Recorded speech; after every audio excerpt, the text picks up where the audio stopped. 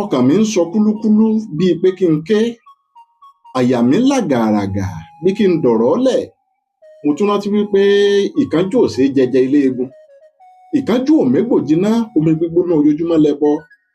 A kì í sáré gun àgbọn, ẹnìkan ò gbọdọ̀ fi wùràwùrà kó fi dẹsà ejò. Bómi ò gbóná ẹ̀bà ò tẹ̀, àfẹni tí ó wá gàárì ẹ̀ mu. Gbogbo wa òun láti gbọ́ta wuyewuye èyí tó ń lọ láàrin Aláàfin ọba Òwòadé àti Ọọ̀ni tilé Ifẹ̀ ọba Adéyẹyè Ẹniìtàn Ògúnwùsì.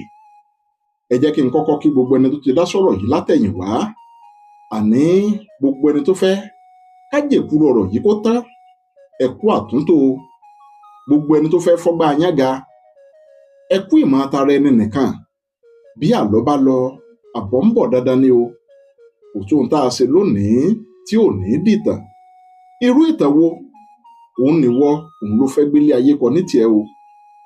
Olórin ti kọrin lórí ọ̀rọ̀ ọ̀hún, àwọn eléwì wọ́n ti kéwì, onítàn ti pàtàn, ọ̀pọ̀ sọ̀rọ̀sọ̀rọ̀ òun ló ti wí tiwọn o. Àwọn ọ̀jọ̀gbọ́n wọ́n wá ń bi mí wípé Bíọ́dún Ọláwuyì, kí ló dé? Ṣé ò ní dá sọ̀rọ̀ ìjà yìí ni? Mo ní n ó kúkú dá sí i. Ẹ̀yìn òun sì lọ̀rọ̀, bí kò bá pọ́n a kì í sí i. Mo kí kábíyèsí Adéyẹyè Ẹniìtàn Ògúnwùsì wípé wọ́n kú àtúntò. Mo kí yín wípé ẹ kú kó lè dáa tẹ̀ ń bá kiri. Tolórí tẹlẹ̀mù òun ló mọ̀ wípé látijọ́ tẹ́ ti dórí àpèrè àwọn baba yín, kí ìfẹ́ àti ìrẹ́pọ̀ kó lè jọba láàrin ọmọ Odùduwà òun ló jẹ yín lógún. Ẹ̀sìn ọba yóò jẹ́ kó pẹ́ láàfin o. Àwọn aláṣekù wọn ò ní jẹ́ káàrin ìran Yorùbá ó dàrú. Bẹ́ẹ̀ tí ń ṣe òun náà ní kẹ́ ẹ máa ṣe o. Mo kí kábíyèsí ọba Òwòadé Aláàfin tilẹ̀ Ọ̀yọ́, kí bàbá ó gbó kí wọn ó tọ́, kẹ́ ẹ fọwọ́ pawú, kẹ́ ẹ mẹ́rìgì jòbì, kí rùkẹ̀rẹ̀ kó jẹ títí kó dókiní o.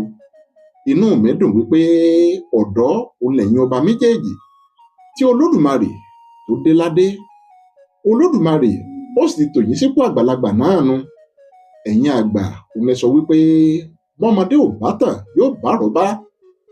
Ṣé ò gbàgbé wípé ìjà ìwọ ò jù mí èmi jù ọ́? Ó ní Ọọ̀ni àná àtàláàfin àná jà títí wọ́n fi kẹ́rù sí kòtò. Ní kété tọ́ọ̀ni tòní ọba Ẹniìtàn Ògúnwùsì tí wọ́n dórí àpèrè, kí àlàáfíà, ìfẹ́ àti ìrẹ́pọ̀ kó lè jọba òun ni baba ń wá kiri o.